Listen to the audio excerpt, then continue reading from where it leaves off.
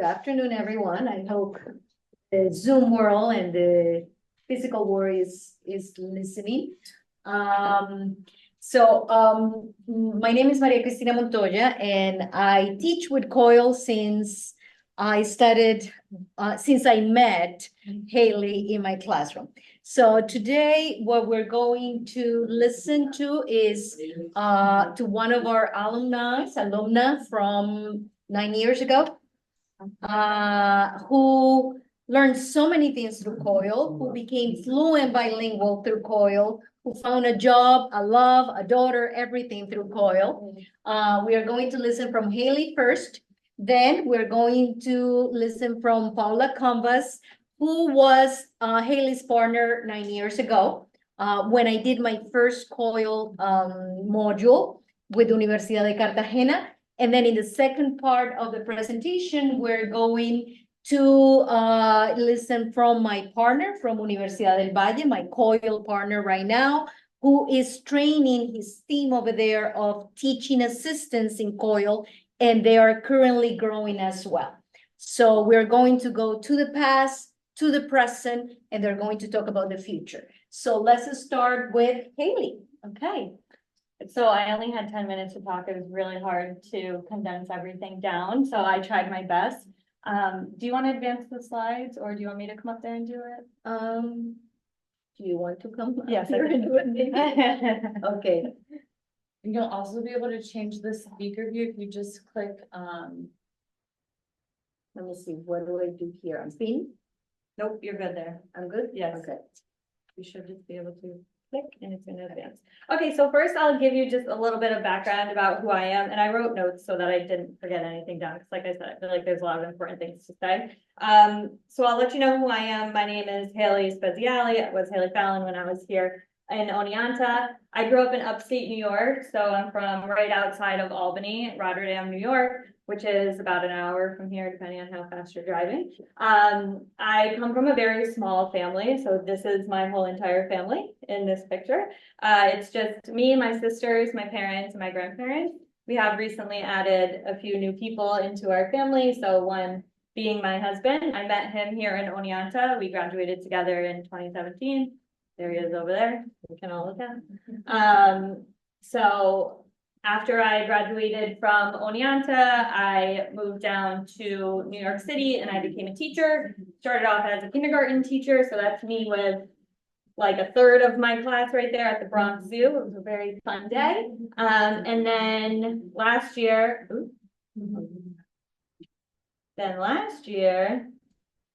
Joey and I got married at a private ceremony in Central Park. It was very sweet.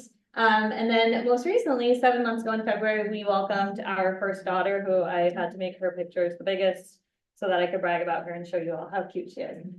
So her name is Alessia, and she's just the most special human being, and she's opened my life up to things that I did not know was possible. But anyway, I'll let you know about my COIL experiences. So my first encounter with COIL was in 2015 when I took a Spanish course with Professor Montoya. And in this course, we partnered with students in Universidad de Cartagena, and we chatted online via WhatsApp. I met Paola at that point, and I also met another student named Devian, who I later met when I traveled to Colombia. Which brings me to 2016 when I was a TA in Professor Montoya's class. That also had a COIL component. And then afterwards, in I believe it was May, we traveled to Colombia, and it was really fun. We got to meet the people who we formed connections with from the Universidad de Cartagena. And we also formed connections with other people. So you can see that we also volunteered at a school, Fundacionable. And that's sort of where my love for education was born out of, was this actual experience. Who was I talking to earlier this morning about the hike? This is really funny because nobody wanted to go on a hike with Professor Montoya. I was the only one who said yes, and it ended up being what I think was the longest journey I've ever taken in my life. Like 90 degrees up a mountain, and people were calling us little strengths, remember? Because we were so red, but fun nonetheless. And then in 2017, my COIL experiences concluded with Paola coming and visiting me here in the United States. So this was really fun. I got to show her where I was from. We visited Albany, and I got to show her around the Capitol. And then we also had like the most American meal that I could think of, which is obviously barbecue, burgers, and hot dogs. So she got to meet my entire family, which was very fun. Illy, could you just minimize the screen, like your gallery view? What is this? There's a little minimize This one? button. Yes. Okay. Thank you. Oh, nice. Okay. I'll open that back up once Paola starts her part of the presentation. So yeah, that's us sitting on my porch in upstate New York. Paola took that photo, so she's not in it, but that was the day. And now I'll let you know my biggest takeaways. For me, it was kind of like 4 big takeaways. The first being a better sense of self-awareness and personal reflection. I felt a greater sense of connection overall. I'm better able to examine my own relationships. And then I actually found my passion, like I just said. So I'll go into a little bit more detail about them all. Like I said, I have notes because I really don't want to forget anything. So when I first left COIL, I really felt an immediate sense of awareness and reflection. I realized that I thought that I knew a whole lot about the world because I simply read a lot about it, or I watched the news, I read the New York Times, but through COIL, you really see that the perspectives that are shown to you in those spaces are not always people's reality. The people who actually live there, that's not always their perception of their own reality. So that was really fascinating to learn about. And then I also feel like I gained a deeper understanding of where I'm from and the impact that my location and the location of my upbringing has had on me. In terms of my feeling of connection, I feel like everybody, where when you're growing up, you like can't wait to get out of where you grew up. But through COIL, I think I really developed a connection to my own roots. It feels really nice and really empowering when you are talking about your culture and your background with someone and they want to know more, or they have questions and they just in general want to keep a conversation going about that. And so I do feel like it brought me a little bit closer to where I'm from, and also to my family in general. I also felt really empowered by the fact and more connected to my own roots in the sense that I had the opportunity to break down stereotypes that people had about those who either live in New York or those who live in the United States. So that was very empowering for me as well. And then obviously you feel a greater sense of connection to the world outside of the US. So with the technological component of COIL, it just makes the world smaller. And now I do feel like I have friends in many different places in the world. And then a greater connection to my peers. So when we went to Colombia, it was a very small group of ladies. And when you're there and you're actually in that new space, it can be very shocking and very surprising. And we were able to become closer with each other because we did a lot of the work that it took to unpack the things that we were seeing or the things that we were discussing with our COIL partners. So it was nice to sort of have those partners that you get to, like I said, unpack all of these things with. And then I also feel now I'm better able to examine my own relationships, whether that be relationships that I had in the past, relationships that I had at that present, or ones that I was eventually going to make in the future. I think now I'm able to think more critically about how things like race, culture, upbringing, your geographical location, how that all plays a part in relationships that you make. So like I said, now I'm in education and I feel like I am more able to understand that when you are forming a relationship with someone, whether it be a student in your classroom or one of their family members, I can maybe not wholeheartedly understand some of the decisions that they make, but I can understand and rationalize that we might have grown up differently. And because we grew up differently or have a different culture or a different race, that does lead to different choices in certain situations. And I'm able to extend a bit more empathy and understanding because of that. And I felt like that allowed me to make really strong relationships with my students and also with their families. And then, like I said, going to Fundación Hable, I was able to find my passion for education, and being a TA with Professor Montoya, I was able to discover my love for teaching people, which sort of brings me to where I am today. So I still work in education. I work at a charter school called Classical Charter Schools in the South Bronx, and I feel like my COIL experiences feel more relevant than ever in those spaces. I'm not from the South Bronx, I'm from upstate New York, and so the skills that I've learned with examining how race and how culture and upbringing can impact relationships and decisions, I use that every day in my work. I used it as a teacher. Now I do instructional coaching. So it's really exciting part of my work is that I get to develop teachers. And so now I get to teach the teachers how they can increase their own cultural competency and make sure that they have very culturally responsive classrooms. And with that comes another big part of my role, which is writing curriculum. So I am responsible for writing curriculum, and I feel like COIL has now given me a perspective where I find that cultural competency piece and the cultural responsiveness very important, and I am passionate about making sure that our curriculum reflects the background of our kids and of the people who attend our school and of their families. So that's what I got for you. Thank you. And now we'll turn it over to Paula. So let me. Oh my God, am I growing old? I remember Haley with her ponytail here on the top of her head. In Spanish 112. And when I asked who wants to volunteer and tutor people, and she goes like, I could do that. You can't say no to her, that's why. It's literally impossible. That's how I found myself on that, what felt like a 15-mile hike. And then we haven't looked ourselves in the mirror, and then we got into the elevator of the hotel. There was a big mirror, and we look at oh no. All right, Paula. If you can just make it into this little square, This one? it'll just center Paula. Perfect. Yeah. Okay, perfect. Good, and I will advance her slide. Okay, perfect. Okay.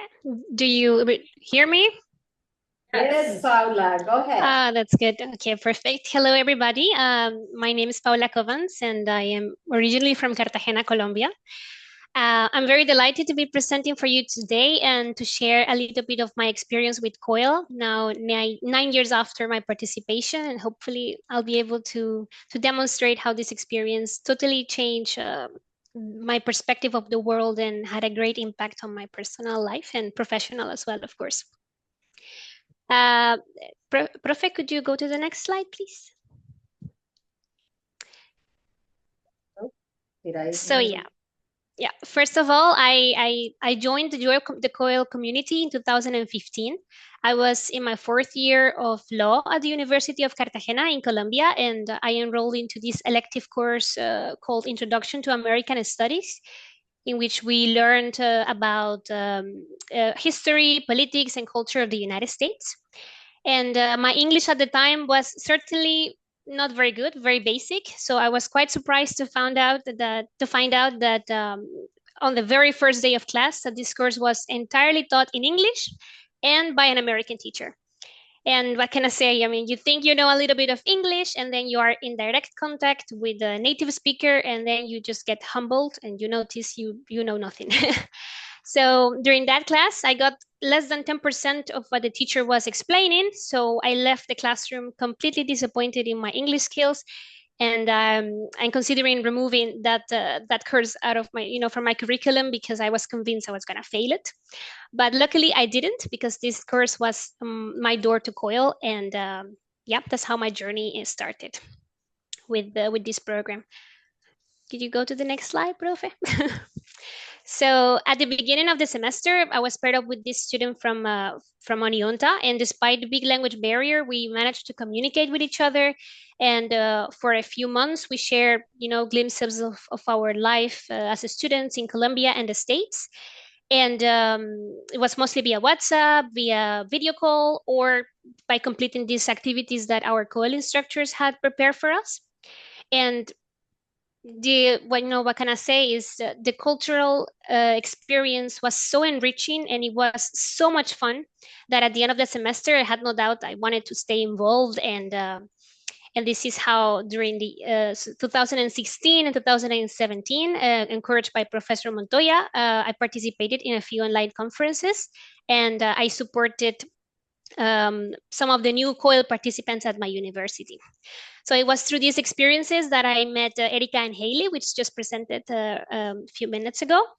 And yeah, my English was still not great, but there I was presenting in English, making a lot of mistakes, but truly having a blast while doing it. So yeah, hopefully I'll make a bit less mistakes this time. But it was just a super enriching academic experience and I have very good memories about that moment of my life.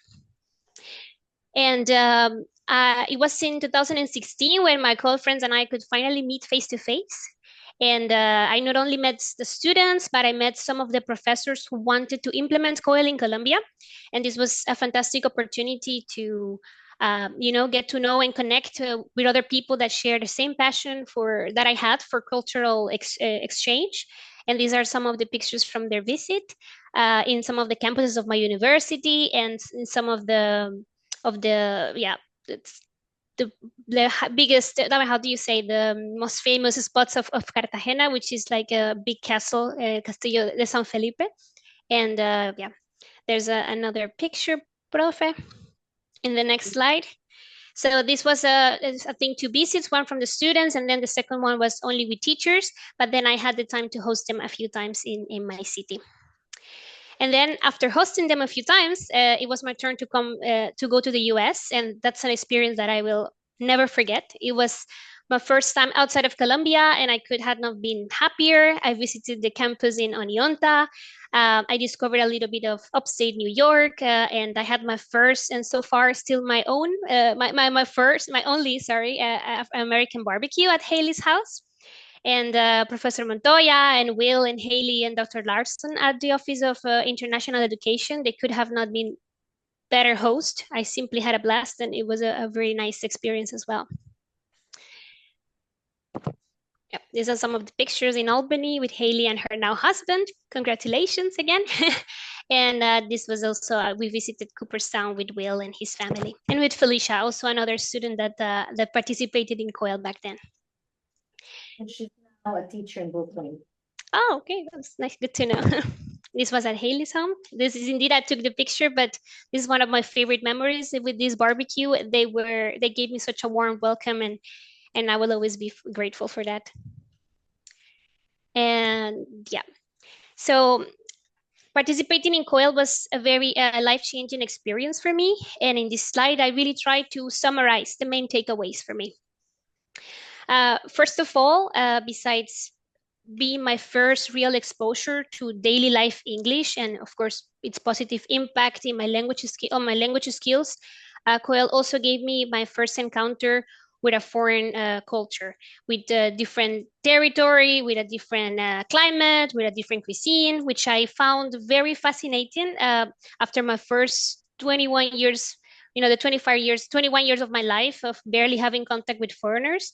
So for me, going to the US was really, it felt like finally seeing with my own eyes what I had always seen in Hollywood movies. So it was kind of surreal for me.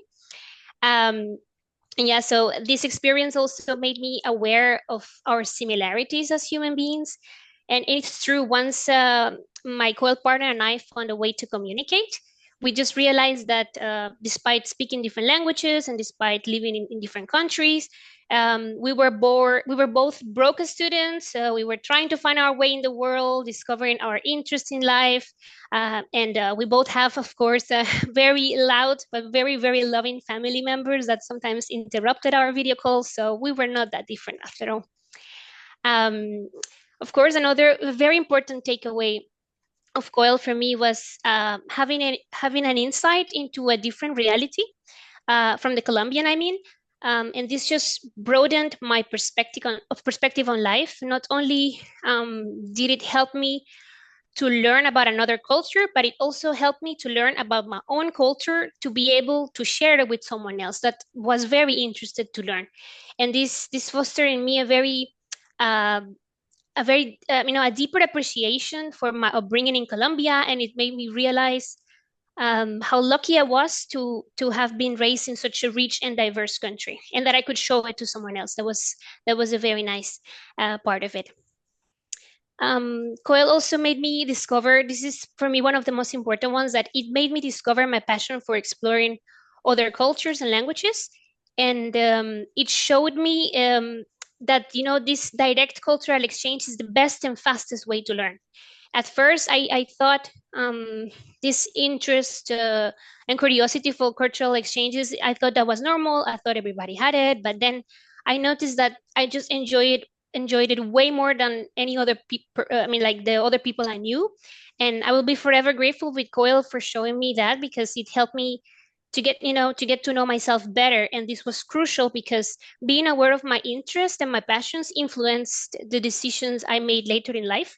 So that's for sure one of the main takeaways for me. And of course, I just made the most incredible memories while connecting with the most interesting people. And for me, the key is always in the little details.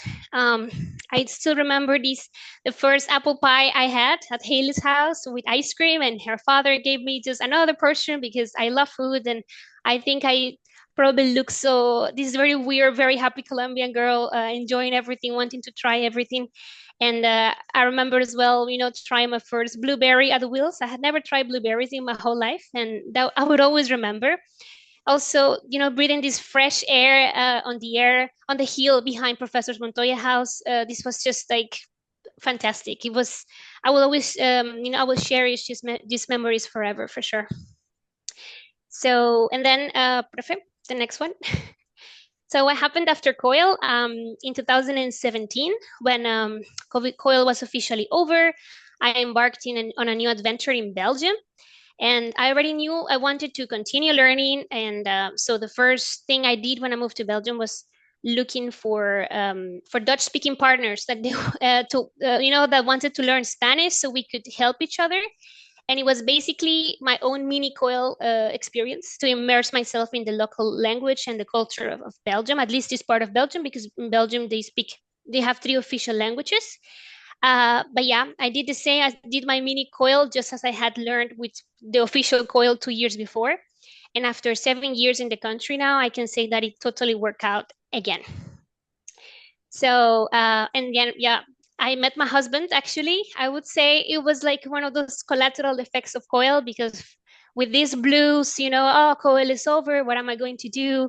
I wanted to continue having this language exchange, and I joined an online platform to make friends and continue practicing my English, because I wanted to, to become more fluent. And that's actually how I met my husband. So I think if I had not had this incentive, and if COIL would have not shown me how fun it was, I probably would have not met my husband and I would not be here. So that's for sure something that it was meant to be. And then where I am now. At present, I work at ERTC. I work as a contract specialist, and ERTC is a nonprofit dedicated to develop clinical trials in the field of cancer. And I cannot think of a more international organization than the ERTC. As I said, COIL showed me the type of interactions I enjoyed the most in life, and this certainly influenced my decision to join the ERTC, which is an organization with colleagues from, almost 40 nations, and every day at work is a cultural exchange, and I get to live that very same passion for languages that COIL awakened in me in 2015. And I am convinced my COIL skills allowed me to work well, to have a good understanding with my colleagues, because I am already used to these international interactions that I, discovered very young when I was 20, that I enjoy very much. And I really wish for more students and professors to have the joy to, change their lives through COIL as I did. And I cannot recommend it more. So I hope I achieved my goal to show you how important this was for me. And thank you for listening. Thank you, Paula. I don't know, I'm not sure if Paula said that she's a lawyer. She's Yeah. not a language person. Okay, so to continue with, we're going to Alejandro to connect to my COIL partner in Univalle. So I add to the pin, that's what I do. Okay, and Alejandro, can you unmute and start your presentation? And I'm going to change it. Do I need to stop sharing to change to his presentation? I guess. Hello, Alejandro. So here it is. Hi, everyone. Thank you very much. I would like to know if you can hear me right now. Yes. Yes. Oh, But I need- okay, awesome. So, Professor Montoya, I would like to know if I should share my screen or if you do it. I have no issues doing it. No, I think I can do it, but can you help me get out of this and get to his? Oh, it would be easier for Alejandro to share his. I have a question. Is Paula also fluent in Dutch now? I guess, yeah, Ah. to be able That's to be super. married to Yeah, us. she's like very impressive. Belgian Irish. No, It's your question. You can Belgium and we'll go see Paula. show.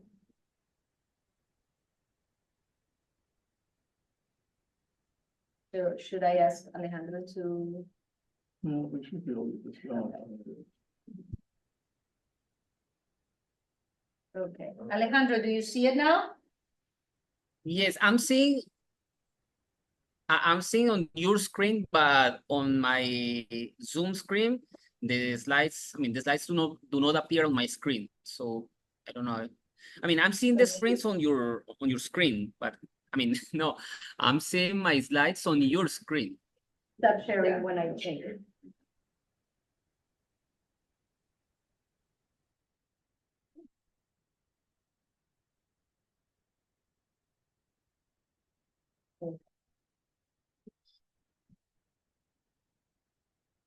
My years of teaching in the pandemic are coming in handy. I'm still insecure, I'm old.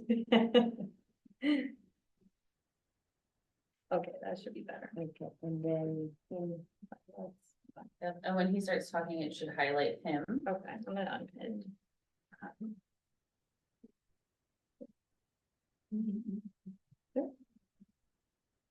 Did you? I think when he starts talking, no. Right, so we should. Okay, Alejandro, should you start talking? Put that, Oh, all right. Hi. in the corner, so you can see those slides. There you go. Yes.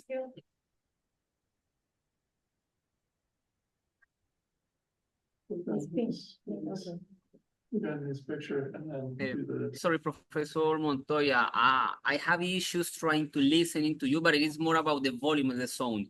Should I start? Yes, yes, you can start. We listen to you clearly. And you can tell me when to go through the slides. Okay, awesome, cool. So let's get started. Thank you very much, everyone. I am Alejandro Fernandez Benavides. I am a full-time professor at Universidad del Valle. I am also the coordinator of the master's degree in intercultural and interlinguistic studies, and I have been leading the COIL processes here at the School of Language Sciences since 2022. And right now, I'm going to talk to you about the experience of my monitors and our own experience here at Valle, enhancing, promoting, and connecting through COIL. This presentation is divided in 4 basic sessions, in 2 big sessions. First of all, I'm going to very briefly discuss the story of COIL here between SUNY and Univalle. Secondly, my students are going to describe their experiences too and their learning implementing TAs for COIL modules. Particularly, and this is the order, well, there are 4 of my students here right now. They are Lina, Michelle, Valentina, and Andrea. Unfortunately, Andrea did not upload her slides in time, but she's going to talk today and she's going to tell us about her experiences. So don't worry. And finally, we are having some reflections and we're going to answer all your questions about what is doing COIL from the global south. So let's get started with introduction. COIL at Univalle. Everything began with an idea. So the story between Univalle and SUNY and COIL began back there in 2016 when Professor Montoya made her first contact with the School of Language Sciences.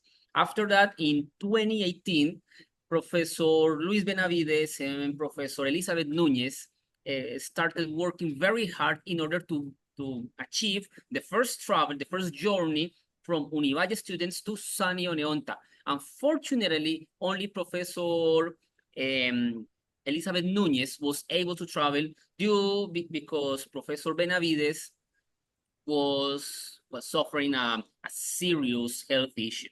After that, in 2019, Professor Montoya visited again our country, our campus, and she started the first COIL Academy here in Cali with professors from several institutions, Universidad ICES, Universidad del Valle, and other institutions free here.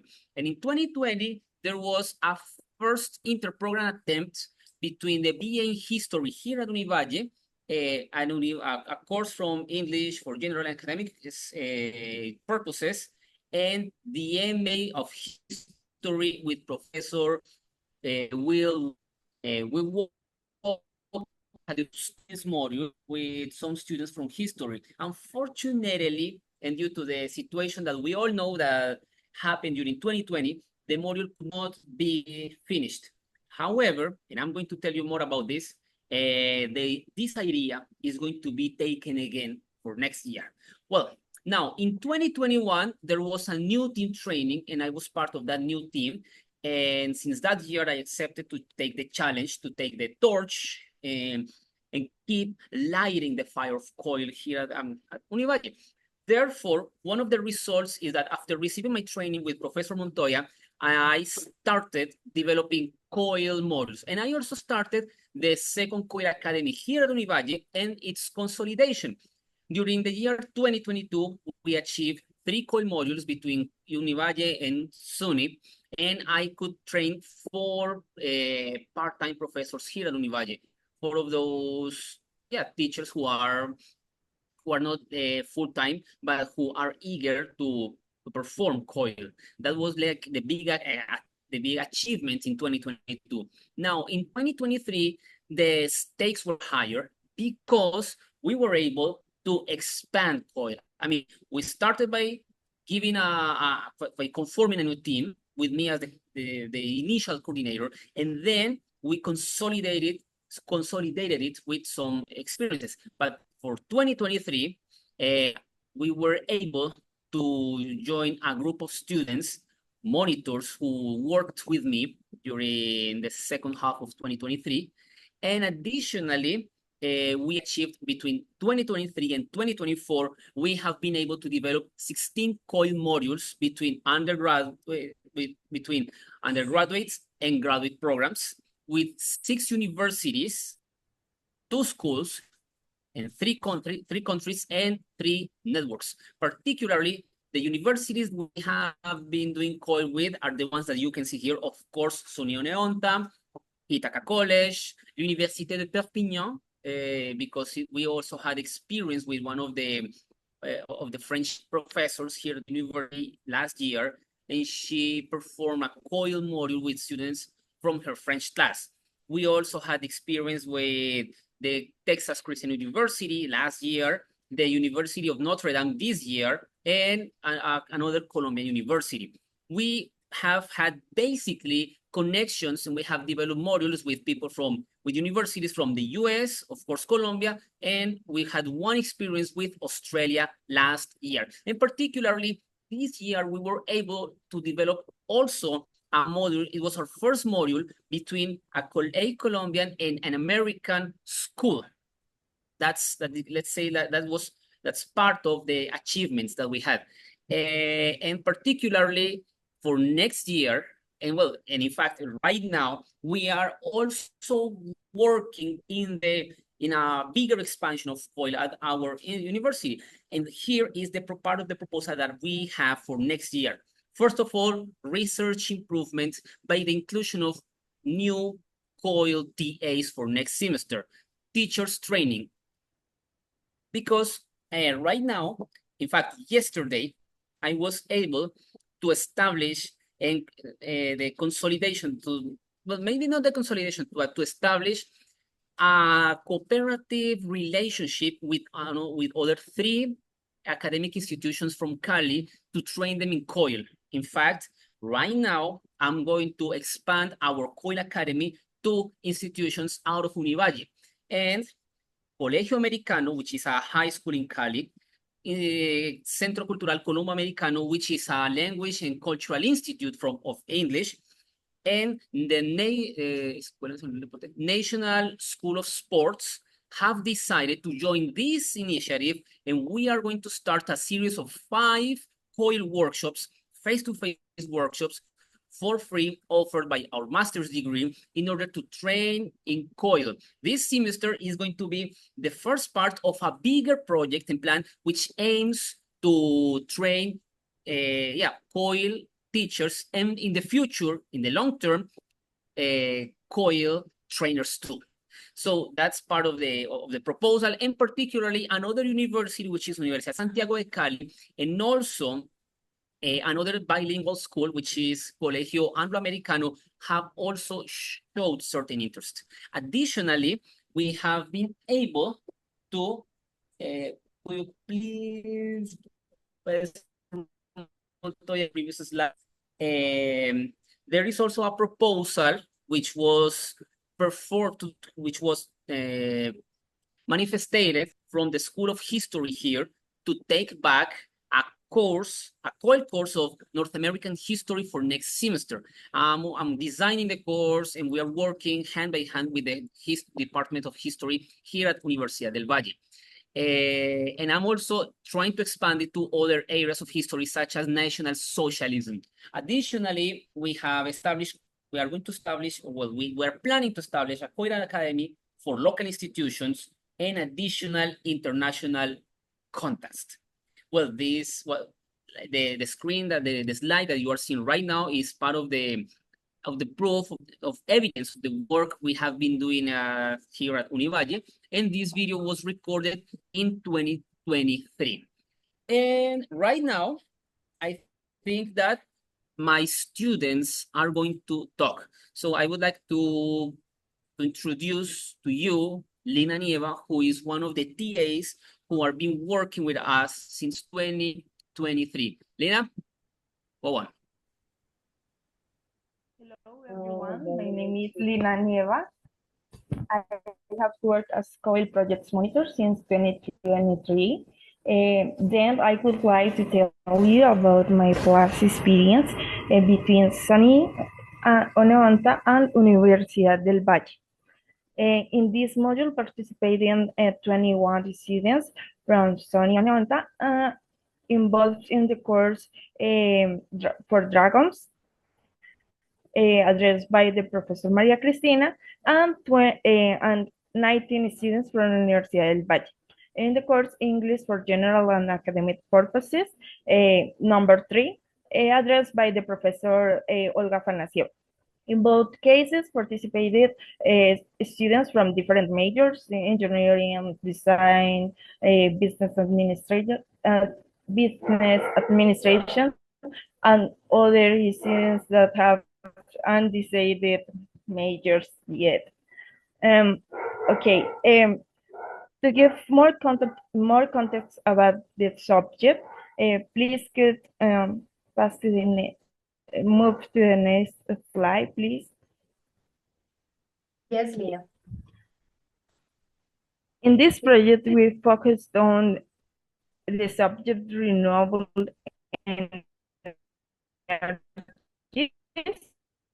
Hence, learners was a WhatsApp video introducing themselves and talking about what they knew about renewable energies especially in their countries.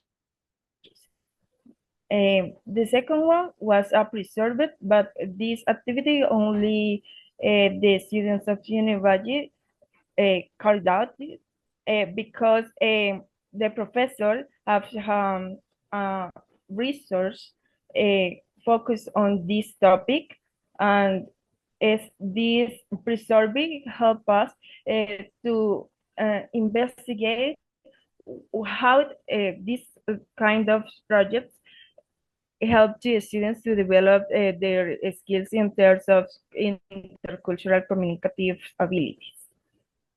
Okay, okay. After that, students developed an activity in Voice Street, where both groups shared their ideas and reflect on some questions concerning renewable energies and energy transition. Sorry. Well, the task number 4 was the creation of an infographic piece in which in couples students included the information they shared about problems and solutions related to energy consumption in both countries. And finally, they presented their infographic pieces in class, and Colombia students filled up a survey. As I said before, they aim to explore how they develop their abilities in terms of intercultural communication. Okay, regarding learnings, the Univalle students interview expressed raising awareness about this topic, and they realized the importance of implementing renewable energies and promoting energy transition in our country for its special benefits to our environment, and therefore, thanks to what their college from United States shared, they figured out that as usual professionals, they could help to innovate and increase the use of other renewable energies in our country, since there are some similarities in terms of the resources we have and the United States have too. On the other hand, please could you go to the before the slide? Go to the before one. That one? Okay, that one, yeah. Also, they increased their curiosity about this topic, and they explore more, and they were interested in what they could do for their communities and for our country, taking into account that they are going to become in a future professionals, especially in engineering, in the engineering field. Okay, as you can see, most of the learners were about the topic, but it's just for the reason that in this type of projects, we usually present some challenges in terms of communication, and the main problem was the few students could have interactions with their COIL partners, since they had different schedules. Then it was really difficult to find common spaces to meet for them, or they had a lot of homework. Moreover, some students didn't respond to those who tried to contact them, and this situation also led to misunderstandings. For example, talks about the other partner who wasn't interested in participating in the project, but I realized that this fight might be related to the type of apps that students use to establish content. My partner, Yasiris, told me that, for example, in the United States, most of the time use direct messages, but here in Colombia, we usually use apps like WhatsApp, Instagram to communicate. Also, other fact that was a challenge was the language, because the level of proficiency sometimes is a little bit low. Then the students feel a lot of fear to establish contact with native speakers.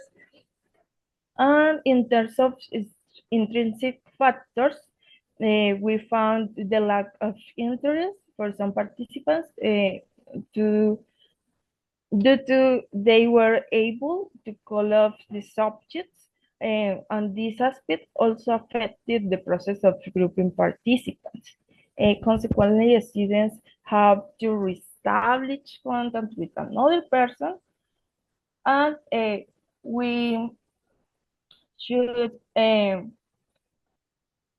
no, we found some difficulties to empathize because they didn't share common topics of interest.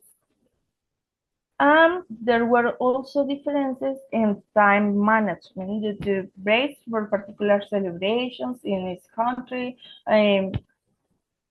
which meant that activities were rescheduled or that the students wanted to postpone their completion most of the time. Well, that was my experience. Thank you, Lina. So now we're gonna hear from Michelle. So Michelle, okay, now you turn on the camera, okay? Can you hear me? Yes, Okay. So hi everyone, my name is Daily Michelle. Currently I am a student of the Universidad del Valle and monitor of the COIL project. I've been working on this project for a year. And last year I started to work as a monitor and I had my first experience and it was so strange at the beginning because this model was carried out between my university and a university from France. The name is Université de Perpignan. And in this the people of this university was a group with people of different careers, right? Because the course in which they made COIL was a course of Spanish for all the students of the university. It was a general course. Oh, okay. So while the group of Univalle was a course of general abilities in French 4, it means that it's the last course of the general abilities in this language. Something that was really curious about these courses was that the majority of the course of the group were composed of women, that 8% or 80% of the students in both courses were women. Professor, right. Thank you. Teachers in this case don't use to promote the interaction between students. They choose to use recording videos. I remember that they use this platform, Fieldgrip. This platform is similar to Google Classroom, but it just for share videos. And students can interact through comments or forums. So it was really interesting because students just use the videos as a way to interact with the others. I say that it is interesting because when you start COIL, you expect to interact with others face-to-face throughout a video call, right? Nevertheless, this is not the only way to interact. You know, technology will give us multiple tools to talk with others, right? So in this case, the main focus of this module was regarding the topic in this module. It was the life of a student in different countries. The task was based on show a daily routine or something related to students' lives. This allows students to broaden their cultural perspective of France and not only see differences, but also similarities between the both routines. Despite this way to do COIL, it was interesting. It was difficult for students because they want to talk face-to-face with their partners in real time. I think that they expect that of the model, but nevertheless, this way of to do COIL was easier for professors because they didn't have scheduling problems or anything like that to communicate with their students or something like that. It was a simple way to do COIL, but it's an effective.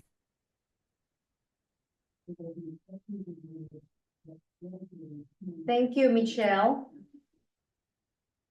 So should we go to Valentina? Hello, everyone. I'm Valentina Ruiz.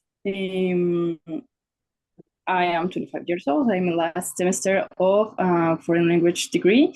I am really happy for my graduation soon. And I started like this COIL experience this year, like 3 months ago. But I have known COIL since 2018 when I started my degree, because in my first English class, I was with Professor Benavides, not with Alejandro, with other professor that is called Benavides too. But due to complications with his health, we couldn't like continue or even finish the COIL module. So that idea of finishing or starting even a COIL module was like always in my head, because I love exchange, you know. I live exchange all the time, intercultural exchange, cultural exchange, everything in my country, in another countries, in online, everywhere. Because as you can see in the first photo, I am Scout. Okay, I don't know if you know what is scouting, but it is a movement for youth that help us or that show us or give us opportunities to make the world a little bit better, helping with some problems that we can face like all around the world. So we just do that. I'm not going to stop explaining scouting, but I do that, and that have helped me like to have that that like mentality of loving exchanging, and I have always try to introduce exchange in my profession, you know, because I'm also a teacher in an institute. So when I teach them, I try to create some exchanges with them. And I also teach Spanish, and I love it because I can like learn from them and they can learn from me, and we can know the difference between our countries and all of that. So I think that COIL is something that can like give me that same experience, but I am like just in the process of starting this. So as I told you, like I haven't had the same experience as you, but this year what I have done with the project that we have with Professor Alejandro, it is doing some workshops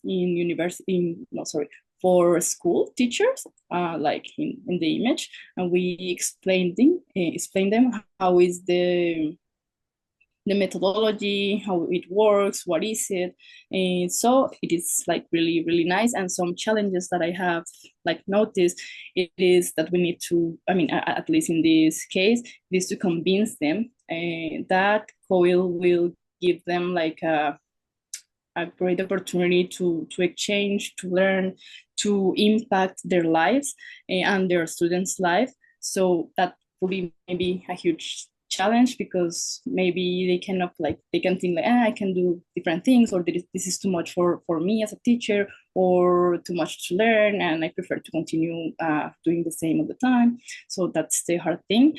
And also like make them realize that COIL works, you know, and that you can learn and you can apply it in different things, and just can be just a good thing for them.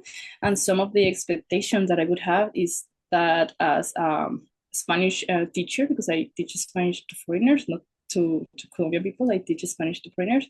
I would like one day to do it like all around the world, let's say, and try to introduce or start a COIL module in other country. Like, I don't know, let's say I am in France or something, and I can like call my colleagues in Universidad del Valle and start a COIL module, or different places, I don't know. So that's why I want to learn this. And but one of the challenges would be like learning properly how to do it and implementing. And I think that that's it. I hope I learned a lot about this. Thank you. Thank you, Valentina. So Alejandro, he said, we only have 5 minutes. So I don't know if Andrea would talk or you will wrap up. And something important that we see in here is that we see how students are part of a project to lead education and advance it. And I think that's what Alejandro is trying to do with his teaching assistants, bringing them along into the training, into the dissemination while they are practitioners themselves. So is a kind of another stage for students to take on. And I think that's what he's doing in Univalle. And very quickly, you're doing it within 2 years. Yes, in fact, I don't have time for 2 minutes for Andrea to talk. And I mean, my part is just very, very short. So I don't know if Andrea is here to talk. Unfortunately, she didn't upload her. No, sorry. Okay, Well, so you can conclude. Can you hear me? Thank you. Yes. Thanks here.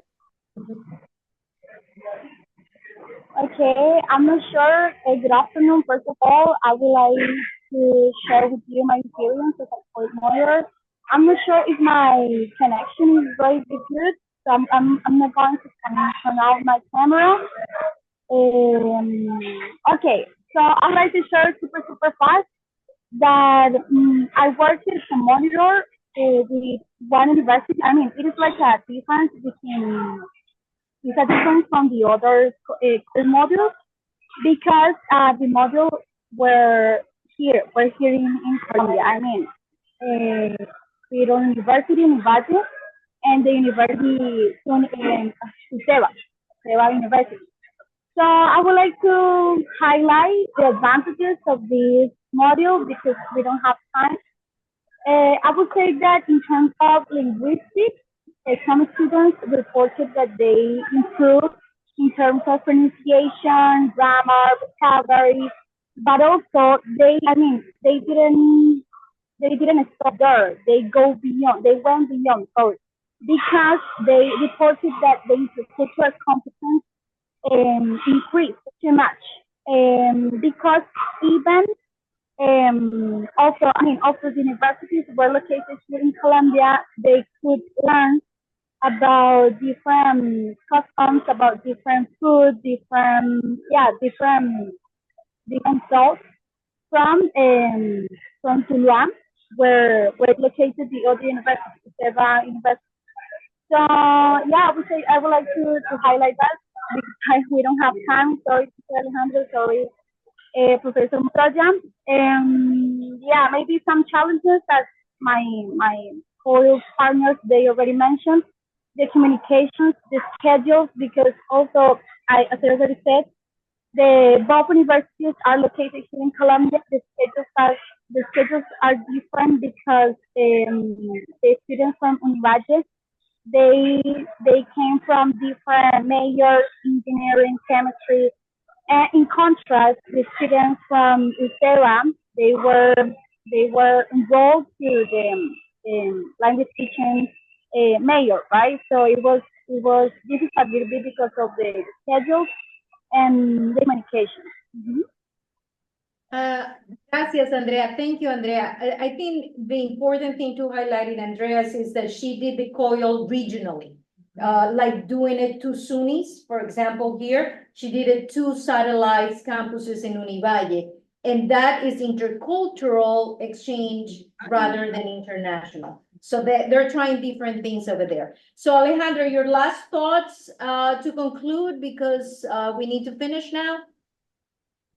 No, I'm going to be very brief. And first of all, thank you, COIL. Thank you, Professor Montoya. Thank you, COIL Academy and SUNY for giving us this great opportunity. We are starting to harvest all the hard work that we have been, well, particularly Professor Montoya has been sowing in the last decade.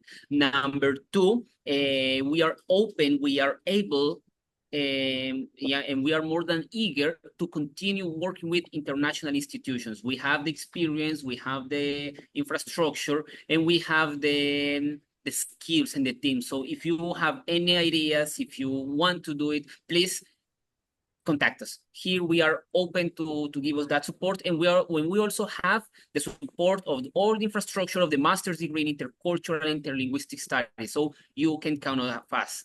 You can count on us. And finally, we are here to help you. We are here to continue working, and this is part not of the present of the future, but the present of education. And we are open to change. Thank you very much, people of the Daughter of Jesus, and may the force be with you. Goodbye. Thank you. Okay, so I don't know if we have time for questions, if anyone is eager to ask something. Thank you for the people connected in Zoom. Thank you, Paula. Yes, those applauses. Can we see the chat and maybe see if there's somebody asking questions? If you go down to where it says screen sharing, you should be able Is to. that share? No. What? And then. Yeah, now it should give you the under more. It'll tell you chat. Okay, so let's see. There haven't been any questions. Okay, there's no questions in the chat. Anyone in the room? Well, these perspectives of the students, it really shows how we started, and I really feel today that I'm harvesting, really. Just with that 2015 COIL, having Haley back with us, totally transformed as an adult, and I can see the change. I don't see the change in the mirror for me, but I see it there. And then seeing Paula in Belgium right now. Now we have to go to Belgium and visit her. And also all professional in her own field. And then seeing all this team of students in Univalle just helping the leader there and becoming themselves leaders and trying COIL in different ways. And Alejandro is just a go-getter. Everything that I mentioned to Alejandro, the next time I talk to him, he has made it into a project. So this is how really COIL works, having these leaders and having this energy to believe in it. So thank you, Haley, for being here. Thank you, Paula. Thank you, Alejandro, Lina, Valentina, Andrea, and Michelle. Hopefully Univalle will be here next year. Yes, hopefully next year you're here in person for the next COIL Academy. You will have your visas by then. Yeah. Yeah. Bye-bye. So I'm going to Goodbye, disconnect. Professor. Bye-bye, Paula.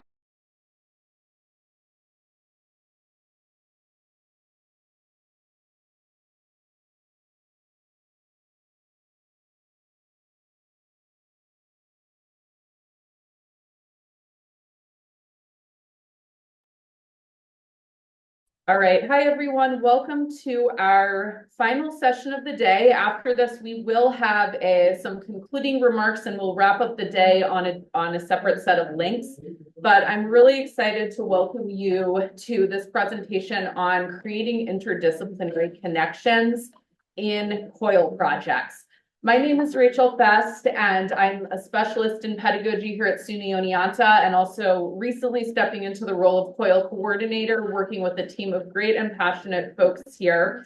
Today, I'm very excited to be hosting quite a number of COIL pairings that are going to give us a sense of what you can do with different interdisciplinary COIL projects. So we have 6 people with us. I'm not going to give you their incredibly impressive bios. I'm going to let each one of them talk a little bit about themselves as you get to know them through their collaborations and their projects. But you can see who's joining us today. We have Atia Abdullah Sidek and Addie Dewey. We have Benita Bobo and Anthony Dandridge. And then here in person, and hopefully the owl we have in the room will move to them when they're speaking. We have Miki Yamashita and Barbara Durkin.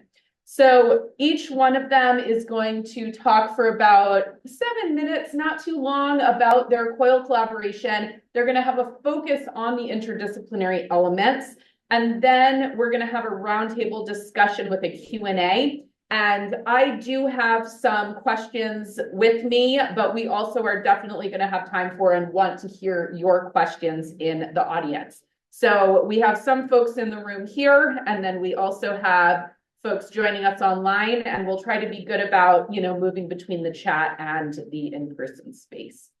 So without further ado, we're going to move to our first collaboration. And Addie, do you want to start off by introducing yourself, and then, we can move to the video? Sure. Thank you so much, Rachel. I'm sorry I can't be there in upstate New York. I am in the central Virginia, which is it's a very warm day here. I am at Washington and Lee University. Previously, I was up the road, up the valley at Bridgewater College, and that's where Atia and I did most of our collaborative work together. She will explain in the video. It is 3:30 a.m. in Malaysia, so we did this video so that she could be part of the panel and you could get to know the two of us. We have worked, go ahead and switch it. We have worked together for 3 years, and 2021, 2, and 2023. We focused in on doing different aspects of the United Nations Sustainable Development Goals.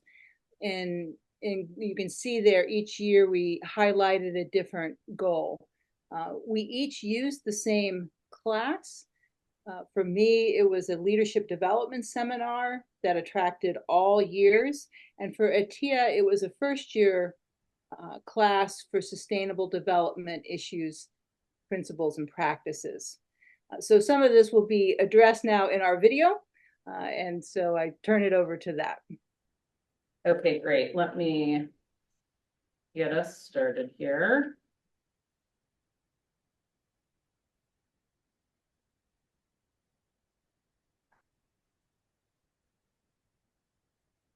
Good afternoon. Sorry not to be with you in your time.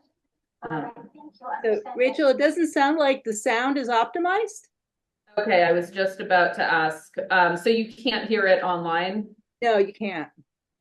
Okay, Tim, do you know how to fix I'm that? able to share audio, computer audio, but I don't remember where that's at. You need to do it in settings for sharing. When you share screen, you might have to stop sharing and reshare again. Okay, give us a second here.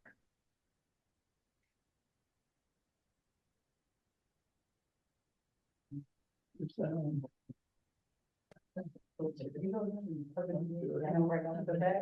think that's it. All right. Hold on, let me start this over. In Malaysia. So Addie and I recorded this. Addie? Yep. Okay, great. Addie and I first met in December of 2020. Can we hear it in the room? We were randomly assigned to each other. It's very so loud in the here. 4 year we worked together. All right, let me check the sound settings here. Thanks for bearing with us, everyone. It wouldn't be COIL without technological difficulties.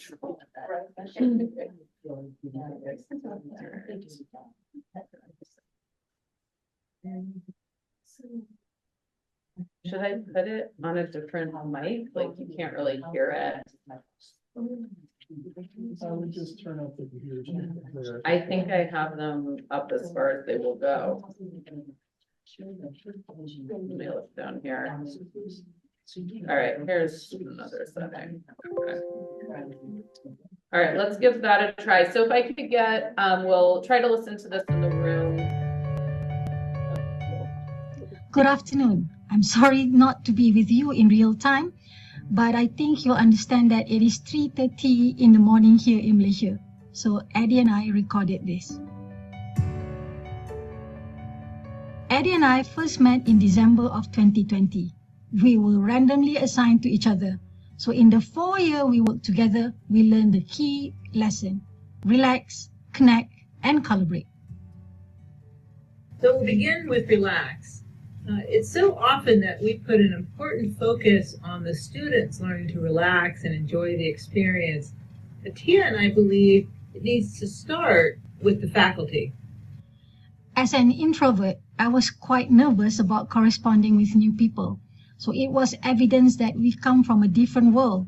I come from an engineering background, left brain, STEM focus, and a Muslim. In contrast, I am rooted in communications, right-brained, liberal arts thinking, and a Catholic. These academic and religious differences were just the tip of the iceberg, as we also had cultural and linguistic, not to mention time differences to consider. So we sent introductory photos to each other. Atia sent a lovely one of her family, and I, in response, sent her a picture with a cartoon cat on my head. So it was quite completely unexpected and instantly brought a smile on my face. In short, I relaxed. This simple humorous gesture lightened the mood right from the start and showed that despite our different background, laughter can be quite universal bridge. So this moment set the tone for our COIL collaboration, proving that humor can relax us, even when we're starting from a different point of view. Despite our great together ways that we relaxed and then connected, the same didn't happen as smoothly for our students that first year. Our feedback highlighted that engagement levels were lower than we had hoped, with only 45% of students feeling fully engaged in the activities. Many struggled to connect and actively participate, which was reflected in this feedback. Similarly, team dynamics were not as strong as we would have liked, with just 50% of students reporting that they felt their groups were working well together. The lack of these strong connections pointed to the need for a new approach. So in year 2 and again in year 3, we shook things up. We made a focus on students on connecting through laughter. So we made several changes, including adding a silly face group photo activity, which is part of a larger fun competition that fosters a sense of teamwork and shared experience for the student. As you can see, the inclusion of these humorous elements increased student engagement to 93%. Additionally, team dynamics improved by 91%, as students were able to connect more effectively through these fun and interactive activities, not to mention the laughter Atia and I shared in both setting it up and in watching our students having fun. Shared laughter not only makes learning more enjoyable, but also strengthens the bonds between students, enhancing the overall effectiveness of the project. But it wasn't all fun and games. We structured our COIL project by dividing students into mixed group of participants from both institutions. So each group was tasked with selecting on an SDG topic to explore and develop as their project. So our COIL project was structured as a 4-week course, which we like to call it COIL Light. So this format was designed by Eddie and I to bridge the diverse academic background of students from Malaysia and the United States, all while focusing on sustainable development goals. So we settled on the 4 weeks program, finding the momentum is just right for maintaining enthusiasm and also ensuring that the collaboration remain effective and meaningful. Our experience of navigating these differences wasn't unique to us as the lecturers. It closely reflected the challenges of our students that they faced in their own collaborations. Just as Eddie and I had to bridge cultural, linguistic, religious, and academic divides, our students also coming from diverse backgrounds in Malaysia and United States were confronted with the same issue. So by embracing relax, connect, and collaborate, we found common grounds and built meaningful connection, setting a foundation for effective collaboration and mutual understanding. So, this experience has been immeasurably rewarding for this engineer. And the same goes for this communicator. So, connecting minds, crossing borders, and cultivating understanding through the power of virtual collaboration.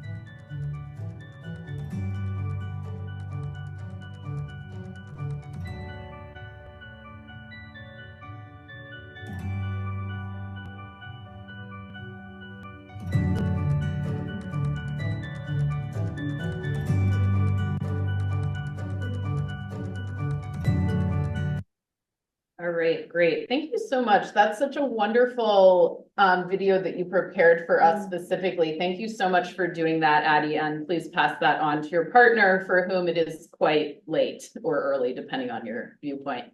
Absolutely.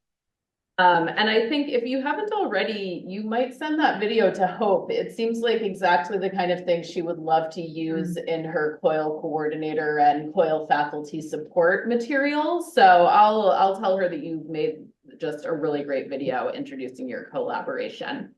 Yeah, absolutely. I'm sure we would love to share it. Awesome, thank you. And did you want to add anything else before we jump to the next? No, we can move forward. All right, great. And we'll circle back with questions for all of our presenters after we hear a little bit from each. So next we're going to move to Benita and Anthony. And Benita and Anthony, why don't I turn it over to you and you can introduce yourselves and just let me know when to change the slides. I'll keep up with you. Got you. Can you hear me? Yes. Fabulous, fabulous. So go ahead and change the slide. Peace, family. My name is Anthony Dandridge. Good afternoon. To know anything about me is to know that I don't need to know you to love you. That's how I walk through the world, right? I'm a faculty member at the second oldest Black Studies department on the planet at SUNY New Paltz. I am an Afrocentrist. So I prioritize culture as a lens through which I evaluate phenomena. It's an honor to speak to y'all this afternoon about my experiences with COIL and how it's brought a transformative interdisciplinary approach to the learning experiences of students across the globe, across this planet, right? Our initial COIL project, which involves students from Durban University of Technology in South Africa and SUNY New Paltz in New York, beautifully illustrated how interdisciplinary collaboration can open new avenues of thought and learning. And the outline and structure of that particular project is in front of you on that slide. With students learning within diverse academic backgrounds coming together, the learning environment was rich with multiple perspectives, right? This fusion of disciplines allowed us to address complex topics like freedom, like power, like oppression and community in ways that a single discipline might not have been able to achieve. Each discipline offered its own lens for examining these ideas. For instance, literature students brought forward nuanced interpretations of texts that we studied, such as how fictional societies might reflect and challenge real-world power dynamics. Meanwhile, students in social sciences and Black studies just brought a variety of different questions like who is being centered, who risks marginalization in our societies due to nonconformity and stuff like that. And also just looking at different ways in which these events are global and also become racialized in a variety of different ways. And this helped us to understand those present struggles for freedom and how they are all interconnected. This interdisciplinary approach was further enriched by grounding the project in the United Nations Sustainable Development Goals, right? These SDGs, a lot of people are using them, right? And they provided a global framework for discussing how literature, history, and struggle intersected in a variety of different ways with real-world challenges as we engage issues of inequality, environmental justice, sustainable development, and so on. Students could explore how their academic interests connected to broader societal issues, making their learning more relevant and also more impactful too, right? It's not only relevant, but it's also impactful and resonated with them in a variety of different ways. But of course, creating a collaborative environment that spans disciplines and international borders also presents its challenges. Aligning academic calendars, which was spoken about all throughout today's presentations, navigating the logistical intricacies from different academic fields could effectively communicate and collaborate with one another, took some degree of facilitation. However, these challenges were outweighed by the richness of the dialogue that emerged when students were pushed outside of their own academic comfort zones. The success of our interdisciplinary COIL project was largely due to strong partnerships. That's important, right? as we work closely with colleagues in different fields across institutions, it helped us to blend expertise in ways that enhance both teaching and learning. For instance, while my expertise lies in Black studies, my colleagues brought their own expertise, and we found creative ways to connect these fields to our students. These collaborations not only enriched student experience, but they also helped us as educators to grow, right? Looking back, what made the project sustainable was its grounding in these real world issues. And the ability to draw connections across academic disciplines. There are ways in which you can do a COIL project and focus on issues of language or food or dress, but we got into some of the more nuanced and, let's say, alternative, well, not necessarily alternative, let's say even more real aspects as it relates to human beings just being human in a world full of other humans, right? Students, they engage deeply because they could see how their learning was part of a larger conversation about what society, culture, and justice are. And this gave us a project that has lasting relevance. I bump into students each semester that speak to me about this. And matter of fact, I bumped into a student last semester who is still like social media friends with 2 people that they have talked with. And as I wrap this up, and as we move forward, I believe that there's incredible potential for more multidisciplinary COIL projects. When students from different academic backgrounds come together, they not only share knowledge, but challenge each other's assumptions. In closing, the interdisciplinary nature of our COIL collaboration has been one of its greatest strategies. That interdisciplinary orientation is particularly important. It allows students to approach challenging societal issues from multiple angles, and in doing so, they've gained a deeper understanding of how their learning connects to the world around them. I encourage anybody that's listening or involved in COIL to embrace this interdisciplinary spirit. It truly has the power to transform both teaching and learning. Thank you so much. All right, thank you, Anthony. Thank you, Anthony, and good evening, colleagues from South Africa. My name is Benita. I work as a lecturer in the Center for General Education at the Durban University of Technology, and I've had the pleasure of partnering with Anthony for 2 years on COIL projects. I'm not going to speak much on the interdisciplinarity, as I believe he's aptly spoken about that. But just to say, you know, with general education at our institution is compulsory in the curriculum for all 6 of our faculties. And so in my class, you would probably find a science student sitting with a drama student. And so it lends itself to COILing in interdisciplinary ways. So in continuing our collaboration in the fall of 2023, we brought along another partner from Kenyatta University in Kenya in Africa. And therefore, within this COIL project, it was a trilateral partnership looking at 3 different countries. And I believe this was also the first of its kind at my institution. We had quite a number of students in this COIL project, about 166, largely because with general education being compulsory in my institution, I have quite a large number of students. So within this particular class, this was my smallest class with 122 students that I could partner with. And as we did in the first COIL, please could you go to the next slide, Rachel? As we did in the first COIL project, we drew on, or we embedded our COIL project on the United Nations Sustainable Development Goals 2030. But we took that a step further and said, how do we look at this within the African context and within the South African context? And this is where then we introduced the Africa Agenda 2063, which it was quite interesting to see that many of our students, those from South Africa, those from Kenya, as well as those from the US, had never heard of this policy document. So it was the first time that the students were being introduced to this.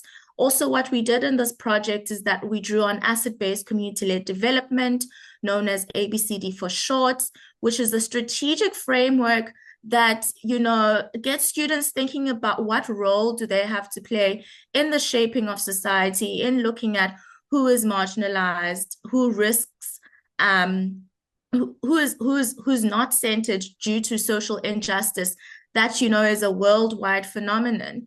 And within both COIL projects, we engage both synchronously and asynchronously, engaging synchronously on MS Teams and engaging asynchronously on the Padlet.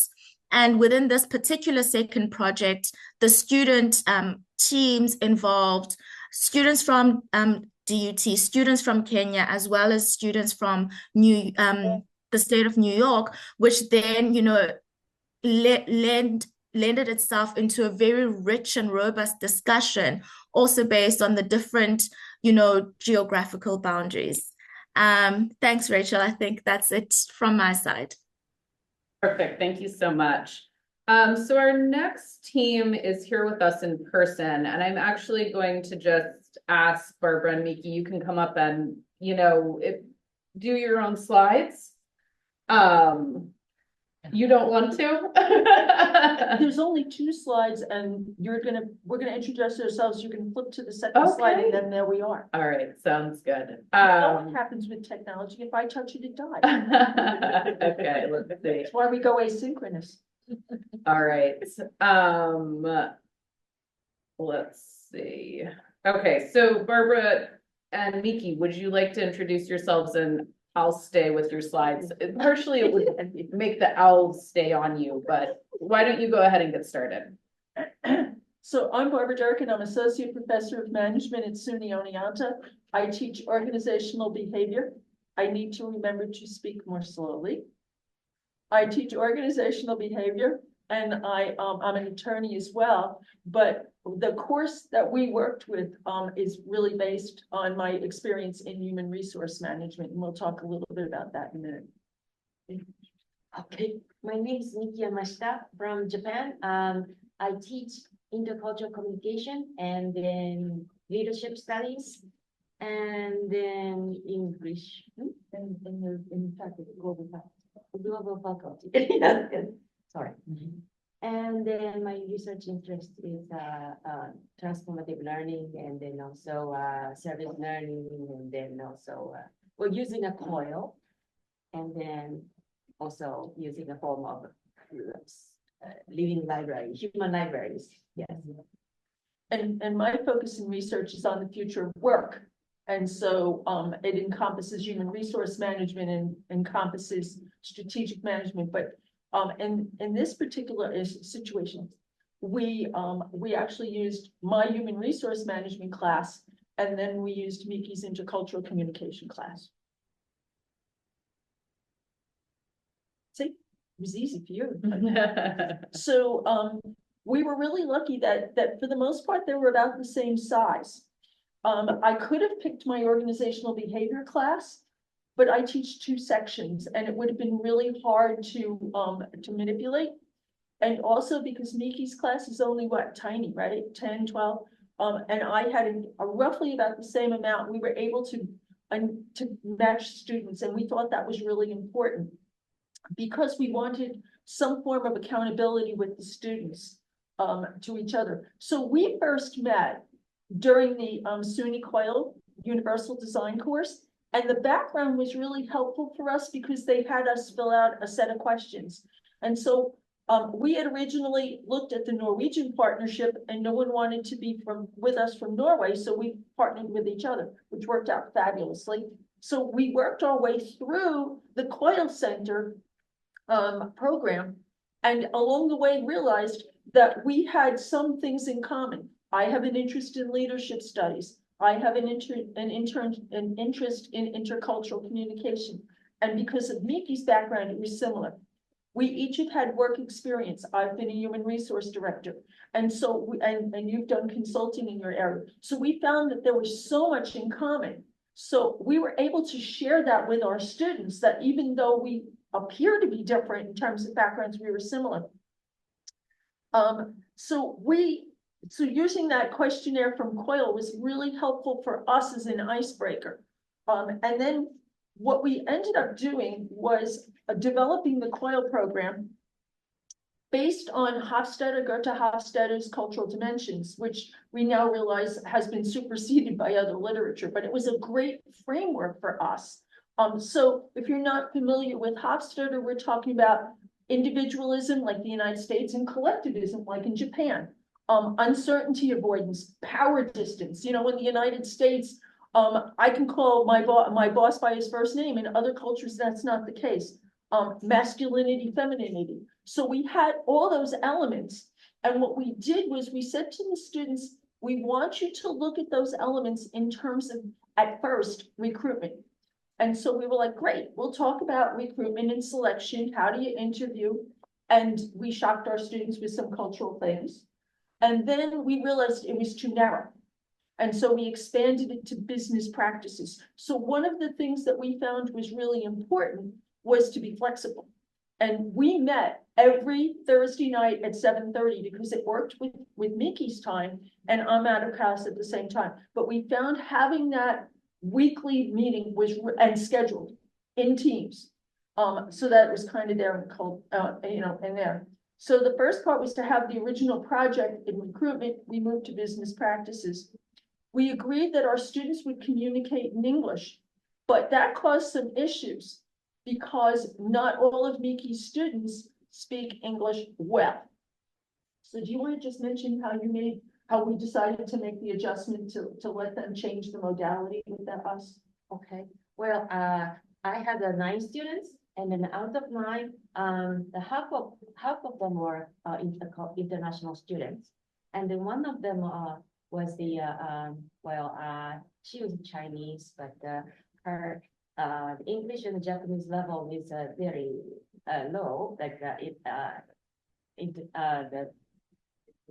first level, very low, very low, no proficiency, right? So I focused on the team building first, and then so in the class there are some students whose English is really good, and then there are not, others are not. So they helped each other, supported each other. So team building was really important in my side. Yes, our side. Yes, but it worked very well. And one of the things that we realized, because obviously with the 13-hour time difference, we needed to be asynchronous. So we chose to use Slack.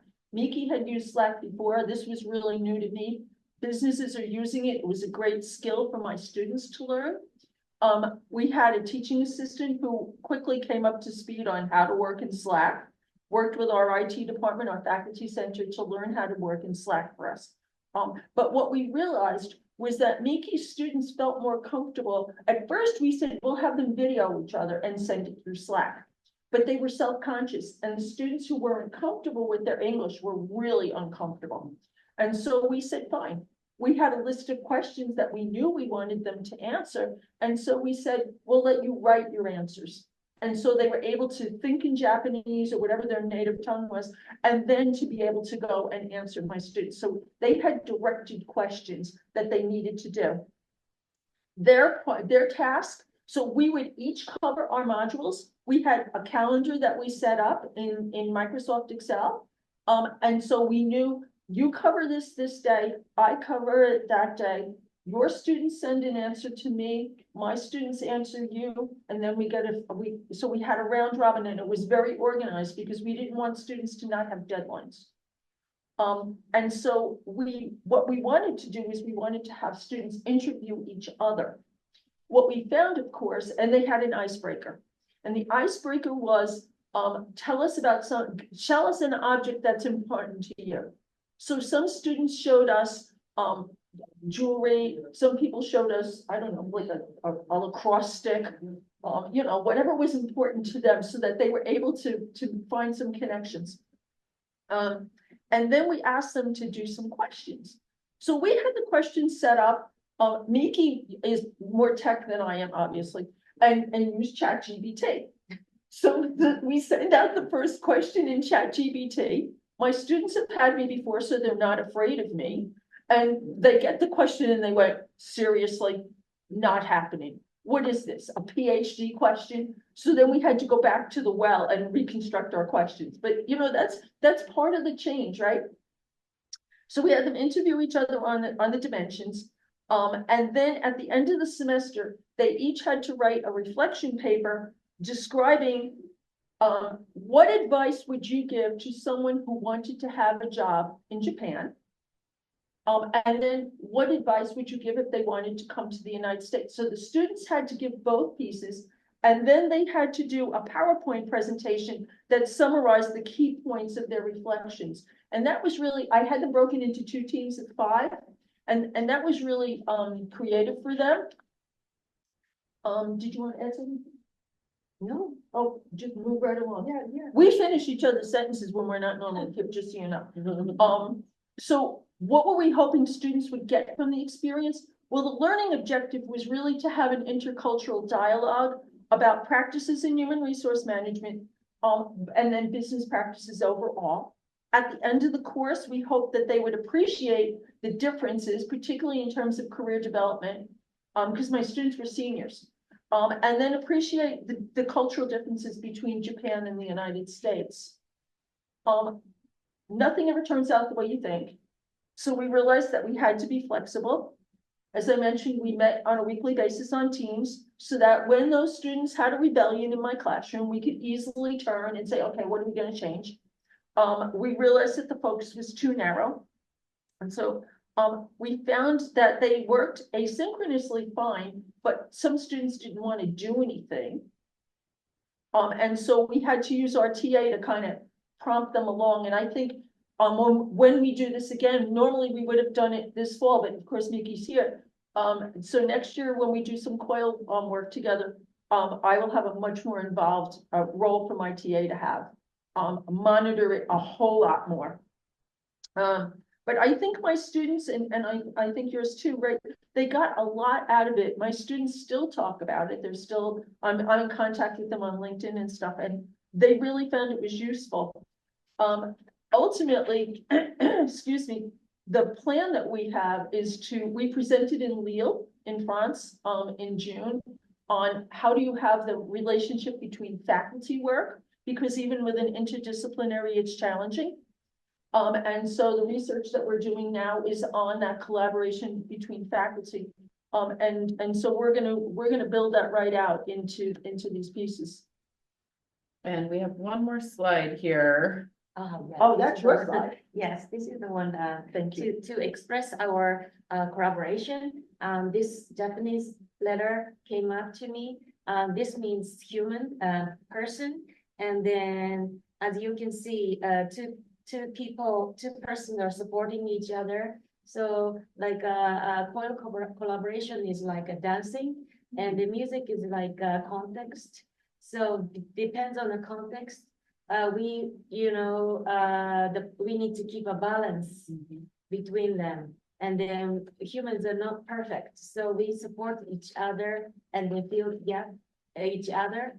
That's what we have done. Yeah. So it was quite rewarding, and then I learned quite a lot because, well, Barbara was very good listener and then open-minded. So I expanded my perspectives thanks to her. We had fun. Yes. So yes, so we compel each other, and then we have mutual respect and the reciprocity, and then we got to be friends. Yes. Yeah. It's hard to make a friends in the adults, but it's really worked. It did, and I think our students were grateful. And now Miki will come into my human resource management class this semester, who are not on COIL, and we'll have some conversations. So I think it's going to be fun. That is awesome. Thank you so much for sharing.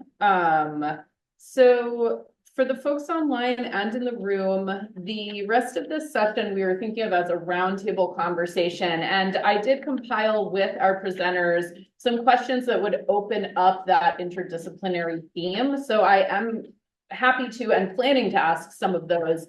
But before I do that, I want to make sure we get to your questions if you have any. So if you're online, you can unmute and speak up. You can put a question in the chat. You can raise your hand. Any of those options are great. And if you're in the room, please raise your hand and we'll go ahead and start with Anu. Go ahead. Can I just talk? Yes, please. We don't have a mic in here, so the owl should be picking it up in a smaller Oh, space. that's good. That's good. I do have a question for Barbara and Nikki. It's a good thing that you said that you had these weekly meetings. Oh, yeah. And these weekly meetings happened when the course was going on. Before the course and while the course was going on. And I would just like you to highlight what was the preparation that you put in before the course? Oh, and let me just check. Could people hear a news question online? Okay, great. Sorry to interrupt. Go ahead, Barbara. So we did before the class, so we took the COIL workshop, and that gave us an opportunity to start to think about what was the topic, because luckily there's prompts, right, when you take the course, and so you really work your way through, which means that it's really much easier than you think to teach it because you already have all the bones done. But the initial part is setting up, just like you would with any other class. So one of the things that we found helpful, because we knew that language was going to be a question, and we knew that asynchronous and covering topics was going to be, because this is only one small part of my human resource class. So what we did was we set up the spreadsheet with the calendar, and that gave us and put in our breaks, because her semester starts differently from ours. So how do we make this come together? How do we make sure that you cover it on Monday and I cover it on Wednesday? I think that was it was a Monday, Tuesday kind of thing. And then we said to students, you need to submit this by then so that we can talk. So that kind of prep, making sure we did for each of the modules, we had videos for the students, because this was theory. And we wanted to integrate it so that you had some in Japanese, I had it in English, so that when I put it up in Brightspace, it was module by module by module. So they knew exactly where they had to go. I had supportive readings because it's a 3,000 level course. And so the prep was all done in advance, just as you would do for a higher level class. But the key to this, and we were talking about this afternoon, the key to it is to get your prep done. The key, but and then it kind of runs itself. What's interesting is that I'm hoping to go to Japan next spring. And part of my plan is to take the reflections that my students did for PowerPoint, comparing Japan and the States, and to bring it over to my class in Japan. Because it's a visual, and one of my groups did a fabulous job on it. Thank you. Thank you, Anu. And then Yes, in a weekly meeting, we did the narrative exchange quite a lot. So that helps to learn each other. So usually, speaking of the iceberg model, the water, it's kind of hidden. But by doing narrative exchange, I learned her values and beliefs, and then also families, and then her life. So I can pay more, I can be empathized with her, not sympathize with her. Good point. Yes. So that was a big part. And in those weekly meetings, we would say what worked well today, what worked well this week, what didn't work well, what do we need to change? If we're going to teach this again, how would we change it so that we were in the moment?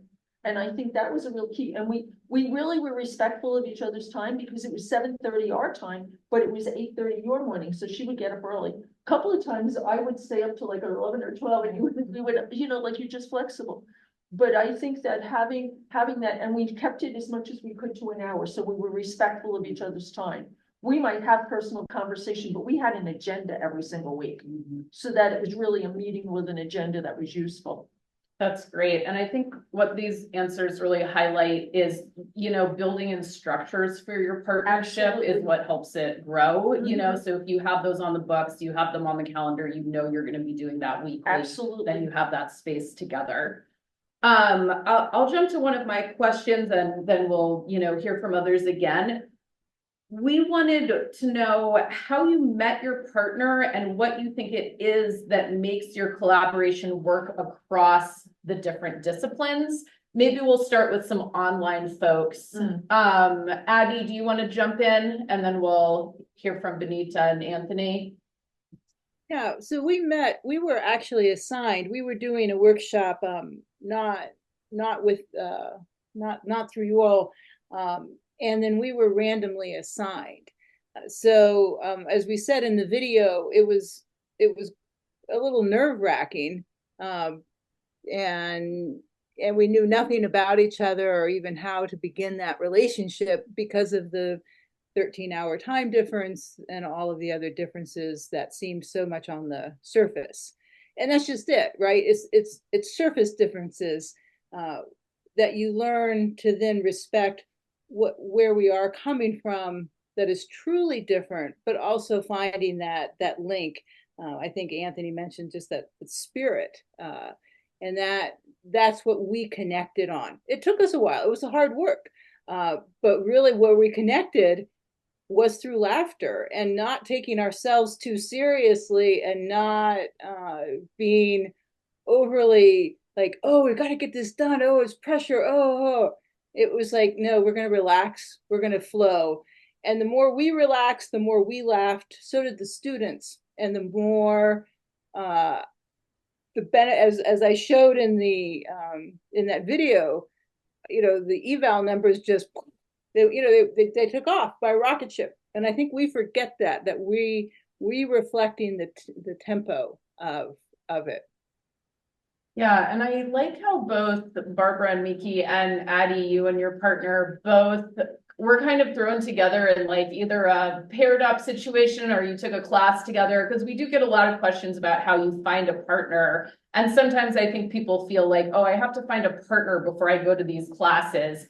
But that can actually be a way of finding those connections, is just jumping in and thinking, I'm going to do this, and then your partner appears. Anthony and Benita, what would you say? Sure. So I actually met Anthony through Sarah. And I met Sarah through a partner fair. So my institution periodically does a partner fair, a COIL partner fair, where either it's with a particular institution or it's with multiple institutions in SUNY COIL. And so Sarah had submitted like a short brief on what she had wanted to partner on, and I thought, okay, I think there's some synergies here. And then we then spoke about bringing Anthony on because he also wanted to do COIL, and I had too many students. So Sarah only had 30 students and I had 180, and we thought it would be too overwhelming. And then we brought on Anthony with 30 of his students as well. And yeah, I think we just managed to click and continue working over time, because we've also been involved in other projects outside of the COIL. The COIL was just the first step. And I really don't have too much to add to that outside of the fact that Benita and Sarah had already known each other. And I know Sarah on campus, Sarah Wyman is just that connective tissue on campus that is always pulling folks together in a variety of different spaces. So I just also wanted to give her flowers again. And I'm a kind of person, as I walk through the world, I try to build connections and bridges in all spaces. So when Sarah told me about COIL, I said, hey, yo, let's do it. All right, let's do it. And so I immediately bought into it. And as a group, in terms of us just faculty members, being able to collaborate, understanding that we had common goals, and just the energy was particularly synergetic. It was a perfect match.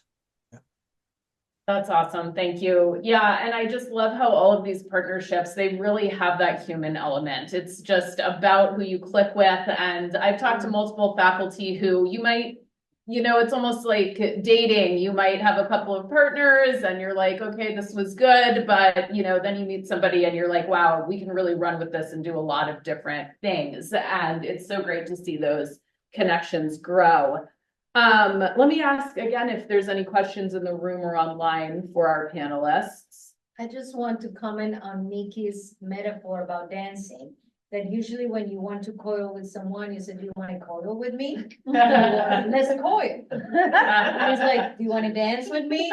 So yeah, it's perfect. And it's really, to do coil is a balance, is getting to know each other, and sometimes it works and you keep dancing. Other times it doesn't work and you need to go and find another partner. Or you can dance with multiple partners like I do.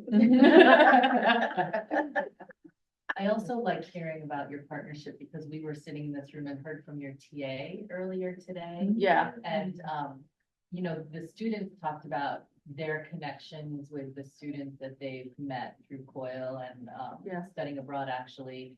But also like hearing from all of the partners today, you realize how important just meeting and collaborating with someone in a different institution around the globe is for all of us, right? It's as meaningful for us as it is for our students. And that's what I hear from the two of you. One of the things that we made sure we did, and it wasn't just because he was an education major, because my other TAs that I have in other situations, I still do the same thing because I think it's important. We made sure he came to each of our meetings. He would stay for like 45 minutes because he had a job that he had to go to, but he would be in on the conversations with us. We would ask him because it's important to get the student's perspective. So if we were talking about, I think there was 1 or 2 times where he was like, I don't think so. I don't think that's going to fly. And I think that was important because he was part of the team and he knew he was part of the team. And of course, now that he's going to teach and student teach, he couldn't get over, like I have a training background, you have a training background. So we don't teach like everybody else. And we certainly don't teach like whatever they tell them in theory, right? So it was a real big difference for him. And for my students, because you know they got to see a whole lot of stuff, and they got to go back and forth with Ozzy. I'm going to jump in with another one of my questions. So when we were planning this panel, we talked a lot about the difficulties of bringing together different outcomes and objectives from different fields and classes. And Miki and Barbara, you touched on this. So I'd love to hear from others, and Addie, you touched on that in your video as well. Are there ways to create a project that you can complete in multiple disciplines that meet the outcomes for everyone? How did you approach that? What was that process like? And what kind of outcomes did you come up with? And we can hear from anyone who wants to jump in. I'll go. So for our COIL project, I think what we really found to be a commonality or universal, for lack of a better word, is the Sustainable Development Goals. I certainly don't teach on that in my modules. I don't think Anthony does either. But there's elements of those goals that are embedded within our modules. And so we sort of had to tie that back into the Sustainable Development Goals. And certainly for the COIL projects, we developed new outcomes for those projects that are outside of our individual modules. And speaking for myself, maybe Anthony, you also come in here, it wasn't necessarily diverting from the aims of the module that I was teaching or the curriculum that I was teaching, because then I could link it back to the graduate attributes in our institution, and I could link it back to the critical cross-field outcomes. And likewise, as it relates to the SDGs, I am familiar with sustainability in a variety of different ways. I'm a sustainability faculty fellow here at SUNY New Paltz. And there is some overlay that I like to engage, well, different ways I like to engage issues of sustainability in all of my courses. Just some segments. But as it relates to digging into the SDGs as a framework, I have not presented that to my students in any way. And I thought that was a common ground for all of us because of the wide scope of the SDGs, right? So we engage those, and as it relates to outcomes, there are always common goals and outcomes that you can create. I mean, one of the major things that, as it relates to the COIL thing, is this intercultural conversations that are going on, right? So you really just want students to be able to be open to having conversations with other people and appreciating everybody being their authentic selves in those kinds of spaces as we start to move forward. And just really embracing individuals' agency too. Allowing students to speak up, be themselves, and get involved and be active members of the course that or the outcomes and the framework that we have attributed to the course, as opposed to being passive members. I would say that part of it too is not it depends on how long your COIL collaboration lasts. If it's the entire term, if your entire course is only the COIL project or the COIL interactions, then that's going to look very different than if you do, as Tia and I call it, our COIL light. And so we had some objectives that certainly were the same, but we also maintained our own objectives for the course that happened, in my case, prior to the COIL, in her case, post the COIL, because of our different academic schedules. And so the COIL helped illustrate or help support and scaffold some of the objectives, as opposed to defining the objective, as it were. We each maintained individuals, and we overlapped, and we all had other things that we did. Great. Did you want to weigh in on that one or talk about something else? We're good. Yeah? Okay. Yeah. Ours was 15 weeks, and it was part of what we covered, but it was not the whole thing of what we covered in class. So it was a little different from what they were talking about. Okay. Can we hear each pair name a challenge that you faced during your interdisciplinary collaboration and tell us how you addressed it?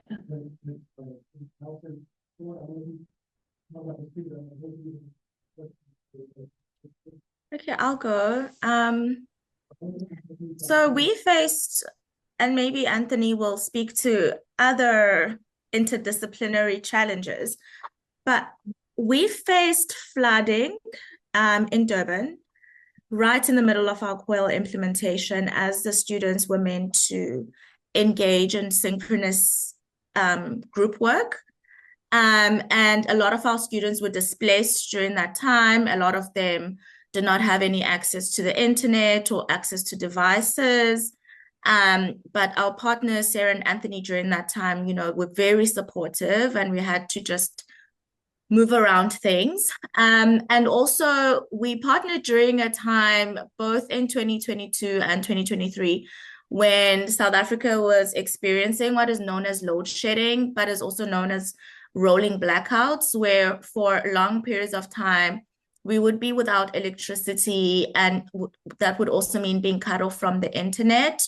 So with the floods, I mean, nobody saw that coming, so we couldn't really plan for that. But with the rolling blackouts, just sharing that, this is a challenge that we're facing in South Africa, and sometimes our students will not be online, or sometimes our students will be online but will not have their video on. It doesn't mean they disengage, but we are facing these challenges. And so I think what was key was just having open lines of communication, and just having empathy and being open and willing to pivot if the situation required it. Yeah, so we navigated those challenges. Sorry, Anthony. Okay. And one last thing, which I think is sort of unique to South Africa, is that I have a lot of students. And so it's really difficult finding a partner. For example, in this one module, I have about 5,500 students. And so it's really difficult. I want all my students to have an international opportunity. And it gets difficult to look at who does and who doesn't and how. And so one of the ways we sort of overcame that is that at the end of both COIL projects, we had like an open culmination plenary session where we invited all the rest of the students and faculty who wanted to come and share in what we had been doing the past 7 weeks. Thanks, Anthony. Good stuff. Good stuff. Thank you for sharing. So as we navigate a host of issues, and I'll try to keep it short for others to go ahead and jump in, is that with us having so many students, another thing was, well, we had to, so they could build relationships and feel more comfortable in sharing their ideas, we created smaller, more manageable groups, right? So we broke everybody up into groups, and I think it was maybe groups of 10, something like that. And that allowed them to engage with one another in a variety of different ways. That being said, as it relates to some of those technological issues that we had, and as we started to move forward and plan from the first time we did it to the second, it's important for us to understand that I also told my students to have backup plans. So emailing was one way for them to engage and talk. And then WhatsApp will be another way, right? And then phone numbers might be another way, right? So these things, and just also, again, being flexible. And this stuff is group work. And y'all know the problems that can happen with group work. Just in terms of time and different stuff like that. Some members of the group carrying more weight than other members of the group, and then people worrying about their grades. So that's just pedagogical stuff that we just had to navigate at the end of the day, and not anything particularly unique to that intercultural experience. I would echo what Benita said in the sense that Atia and her class in Malaysia, we started in 2021, so it was completely COVID, and many of her students did not have internet access, and so we had a common problem of videos off if they could get on, and so I think Benita said it best. It was like nothing but a learning opportunity for empathy and understanding of others, that they are not, everybody does not have the same things you have, and that's for all of us. And so and then Anthony, group work, students love hate group work. That comes across in absolutely every single class, whether it's intercultural or not. And so I didn't find that the challenges were anything different than you might encounter in a normal, quote, standard class.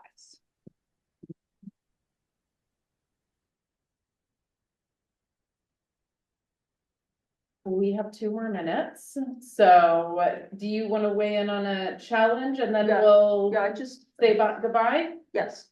So I think the 3 challenges that we really faced early on was the idea of the questions, right? The idea that, oh no, that topic of recruitment is a little too narrow. And then finally, how do we do that so that students talk, and how do we engage our TA to make it happen? And I just want to do a shout out, because our faculty center, our IT, and people like Anu and Maria Christina were our spines. When we were like, oh no, we can't do this, they were like, yes you can, yes you can, just breathe, it's all good. So I just needed to do the shout out. Yeah. Thank you. Awesome. Thank you so much. So we have, I think, the takeaway to reach out to your resources on campus, make use of them. There are a lot of approaches to interdisciplinary partnerships. We heard great strategies for outcomes, including drawing on things like the sustainability goals. And this has just been a wonderful panel. So let's thank our panelists for joining us. And thank you to everyone online and in the audience for joining us as well. It has been a long and very fulfilling day, and I hope everyone has a nice evening to look forward to. Thanks for being here. Thank you.